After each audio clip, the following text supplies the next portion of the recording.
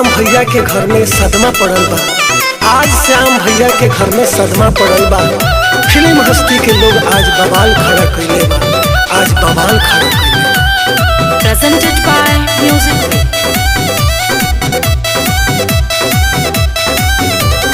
दुनिया से भइल श्याम भैया के विदाई, अब होता लड़ाई। ई का होता हो दादा। दुनिया से भइल श्याम भैया के विदाई, अब होता लड़ाई।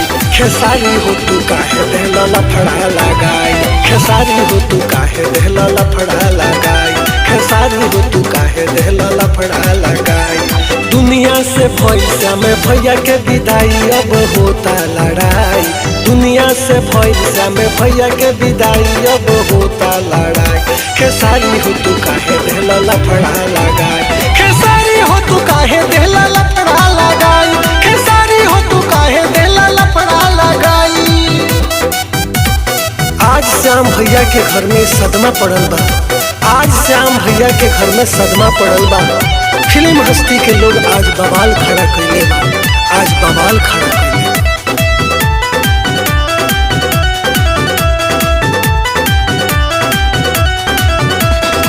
श्याम के मरला से भइल बा बवाल हो, आपस में काहे केहू करे तकरार हो। श्याम के मरला से भइल बा बवाल हो, आपस में काहे केहू करे तकरार हो। श्याम के मरला से भइल बा बवाल हो, आपस में काहे केहू करे तकरार हो। श्याम के मरला से भइल बा बवाल हो, आपस में काहे केहू करे तकरार हो। दिग्गज लोग रह के श्याम के कैले ना भलाई, अब होता लड़ाई। दिग्गज लोग रह के श्याम के कैले ना भलाई, अब होता लड़ाई। खेसारी हो तू काहे देहला लफड़ा लगाई,